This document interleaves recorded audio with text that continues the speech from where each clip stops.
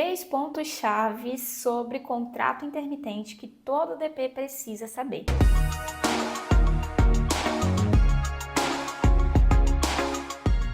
Olá, eu sou a Lilian, criadora aqui do canal e da página Coisas de RH, e aqui no YouTube eu me dedico a entregar conteúdos gratuitos para te ensinar a descomplicar o DP na prática. No vídeo de hoje você vai aprender 3 pontos principais sobre o contrato intermitente, suas características e o que você precisa avaliar para definir se ele está ou não validado para ser um intermitente de fato. Se esse assunto te interessa, já clica e curte esse vídeo, e se você tem interesse em receber mais conteúdos como esse, já se inscreve aqui no meu canal, que assim eu consigo saber se esse conteúdo te ajuda e eu posso trazer mais vídeos como esse aqui, combinado? Existem vários tipos de contrato de trabalho que você vai encontrar em qualquer empresa que você vier a trabalhar. Nós temos contrato por prazo determinado, temos contrato por prazo indeterminado, que é o mais comum, o contrato temporário, o contrato da experiência, enfim, tem vários tipos de contrato e o contrato intermitente é um desses tipos que você pode vir a encontrar em alguma empresa que você trabalhar no DP. Esse contrato ele é relativamente novo, ele surgiu com a reforma trabalhista em 2017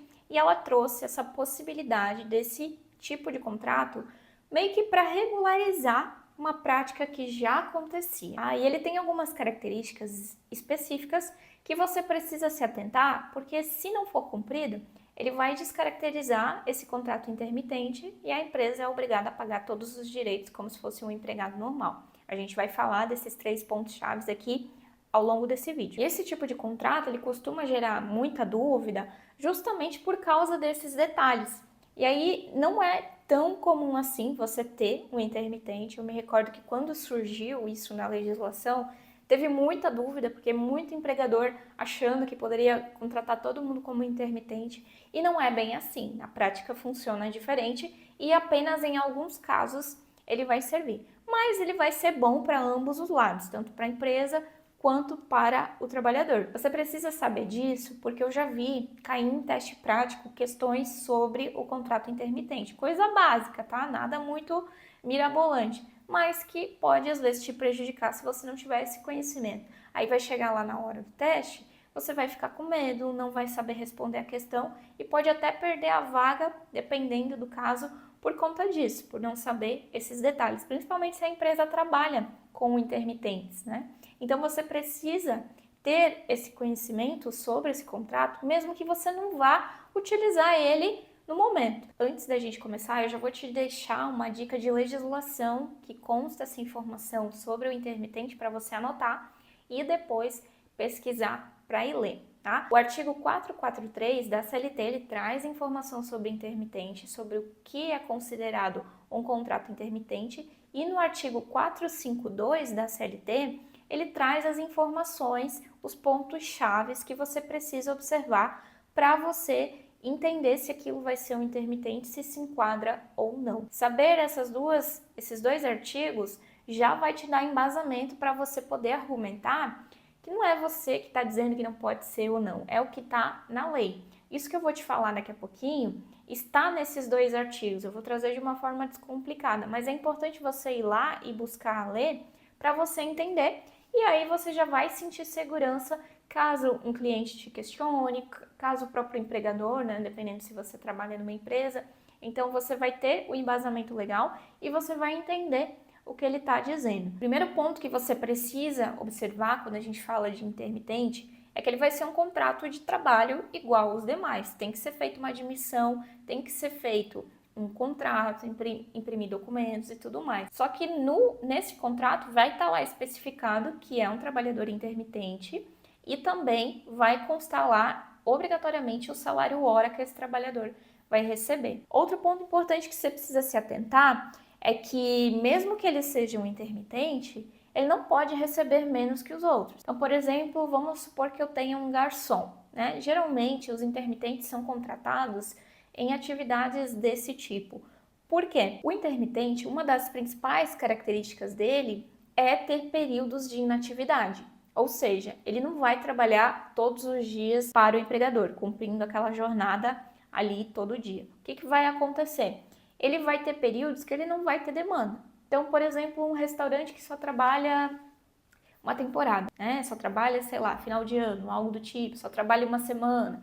Então ele vai ter períodos que ele não vai trabalhar. Mas mesmo assim, o contrato dele ainda vai estar vinculado com a empresa, tá? Então ele vai ter esse registro, ele vai ter esse vínculo e a empresa, quando precisar do serviço dele, vai ter que fazer uma convocação para ele assumir ou não essa demanda.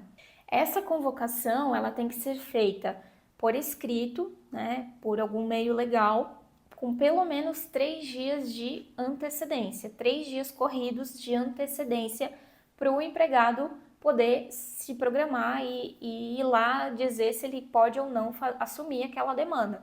Ele vai ter um dia útil para responder, depois que ele recebe essa convocação. Se ele não responder, a empresa pode entender que ele não quis, recusou, tá? Então ele tem esse prazo de um dia útil, pode ser pelo WhatsApp, pode ser por e-mail.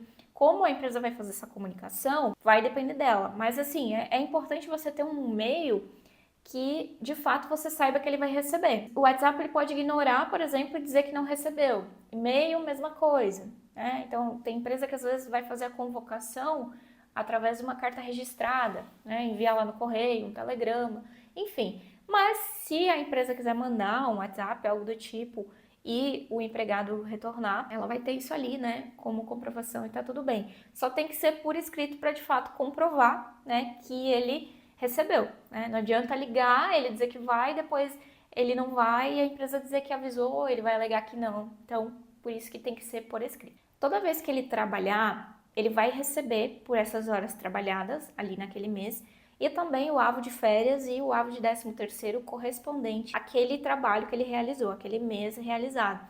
Tá? Então, diferente dos demais empregados, ele não vai receber só lá quando tira férias ou só lá quando for o mês do 13º. Ele já recebe ali na folha do mês que ele trabalhou. Tá? Claro que se ele tiver algo para receber nesse prazo ali, ele vai receber também. Mas o intermitente ele vai receber sempre no mês que executou o serviço. Vamos supor que ele trabalhe, né, no período e depois ele vai tirar 30 dias de férias, mas ele já recebeu esses avos de férias nos meses que ele trabalhou.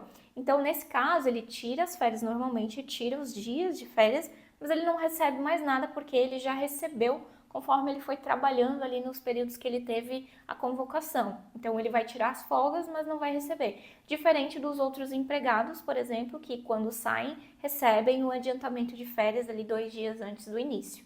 Ele tem direito normalmente a FGTS, normalmente algum benefício se ele for utilizar, por exemplo, precisa do Vale Transporte para utilizar, vai ter direito como os demais empregados. O principal ponto é essa questão dele ter períodos de inatividade. Então, como eu falei antes, tem um exemplo do garçom. Vamos supor que o restaurante ele chame aquele garçom para alguns dias ali no mês apenas.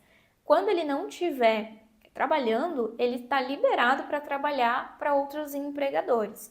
Então, ele é garçom em 5 restaurantes, não coincide ali o período, né, a jornada, ele trabalha em dias alternados em cada um, não tem problema. Ele pode trabalhar em vários lugares, porque ele vai estar inativo nos demais. Mas isso não isenta o empregador de pagar o mesmo salário. Então, se eu tenho um garçom que ganha R$10 a hora, eu não posso pagar menos para esse intermitente só pelo fato dele ser intermitente. Então, são pontos de atenção que todo DP precisa ter para evitar que a legislação não esteja sendo cumprida e a empresa venha a ser multada. Se a empresa convoca esse trabalhador, não tem esses períodos de inatividade, a justiça vai entender que ele é um trabalhador normal, que trabalha ali como os demais, tá? Então, ela vai entrar ali, a empresa vai ter problema por esse fato, que ele está pagando como intermitente, sendo que ele deveria ser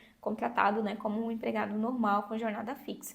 A jornada do intermitente, ela também segue a legislação, no máximo 8 horas diárias e 220 horas mensais, e ele também tem hora extra caso ele venha fazer, além da sua jornada. Nesse período que ele não estiver trabalhando, no período de inatividade, ele não recebe nenhuma remuneração, o contrato fica suspenso. Então, a partir do momento que ele trabalhou, ele recebe aquela remuneração, as horas trabalhadas, mais o DSR e mais o avo de 10º e de férias, E aí, se ele ficou depois de um período inativo, esse período ele não vai receber, podendo então ele executar outras funções para outros empregadores. Olha só quanta informação importante você precisa saber. Tudo isso que eu falei está lá nesses artigos que eu falei no começo do vídeo. Tá? Então você precisa entender esse embasamento para saber aplicar lá na hora certa. Pensa comigo, seu gestor vem amanhã e diz, ó, o cliente tal quer contratar um intermitente, dá teu jeito. Aí você precisa entender qual vai ser a jornada desse trabalhador, qual vai ser a função, como é que vai ser o salário, conflitar, ver se ele não vai receber menos, verificar se ele não vai trabalhar todos os dias ali e deveria ser um contrato normal e não intermitente, verificar os códigos para cadastrar lá no sistema, que ele vai ter um código específico lá para o e-social, verificar lá no sistema também se está parametrizado corretamente para ele receber esse avo de férias, esse avo de 13º. Então são vários detalhezinhos que você precisa saber para executar esse tipo de contrato da maneira correta. E é claro, se você for participar de um teste prático amanhã e cair alguma pergunta dessa, agora, depois desse vídeo, você já vai saber que são esses alguns pontos principais aí quando a gente fala de contrato intermitente e já pode arrasar aí no teste prático. Se o que eu te falei até agora fez algum sentido para você, me ajuda então e curte esse vídeo. E se você quer receber mais conteúdos gratuitos sobre departamento pessoal na prática, não se esqueça de se inscrever aqui no meu canal. Eu agradeço por ter você comigo e se você quiser continuar aprendendo a descomplicar o DP na prática, eu recomendo que você assista o próximo vídeo que vai aparecer aqui na tela para você. Um beijo e até a próxima!